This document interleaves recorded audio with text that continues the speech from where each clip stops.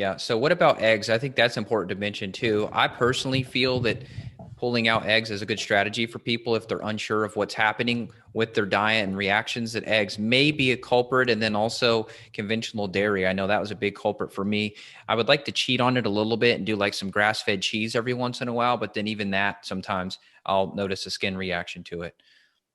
Yeah, so eggs could definitely be a role. So if we're unknown, I'd probably want to go autoimmune out of the gates. No grains, legume, dairy, nuts, seeds, nightshades, or eggs, and keep the sugar down just so we're not overfeeding bacteria and yeast, which could be causing skin issues, like I mentioned earlier. So that kind of be a first step. I always want to look at omega-3s, right? Because that can help the KP, the keratosis pilaris. That can also just help inflammation. Your skin needs really good, healthy fats. So if you're a female and a lot of your skin issues tend to be more based around your cycle, I tend to like fats like borage or black currant seed oil, which are GLA omega-6 fats, a good omega-6. But it can, these kind of omega-6 like GLA fats can really help decrease a lot of the sebum and a lot of the stuff that may clog the pores of the skin. So I do like a lot of the black currant seed oil. It can be very, very helpful for women's skin issues. That's excellent out of the gates. Usually women tend to help it more, but if you're a guy and you have more of the KP or the bumps, that's where really up in the omega-3s can make a big, big difference.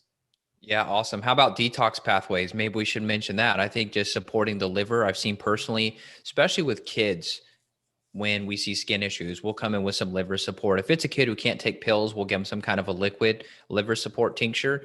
And I've noticed a big difference, especially under the eyes. You know, if we're talking skin, we're not just talking like bumps on the arms. We're not just talking acne. We're talking possibly like dark circles under the eyes. That's often, at least in Chinese medicine, they say dark circles under the eyes is liver. And I've actually noticed that correlate quite well.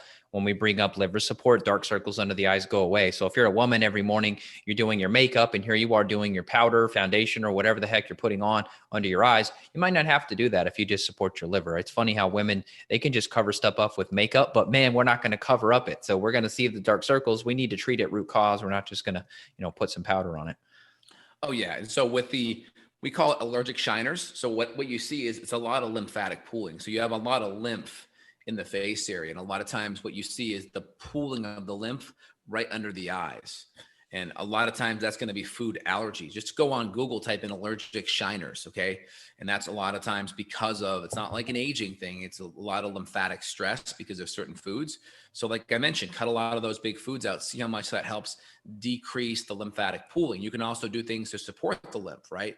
You can do rebounding, you can do whole body vibration, you can drink ginger or burdock tea or Essiac tea, things that naturally, red clover tea, red root tea, these things are naturally support the lymph. That can be helpful. But if you're doing that and you're still eating foods that are inflammatory, that may still kind of counteract it. So ideally, support the lymph and cut out some of those commonly offending foods. That may really help decrease that pooling underneath the eyes.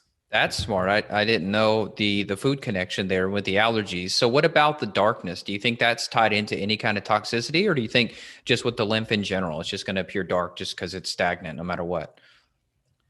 Yeah, I mean, a lot of that just has to do with the lymph. I mean, we'll pull up a couple pictures here in a minute.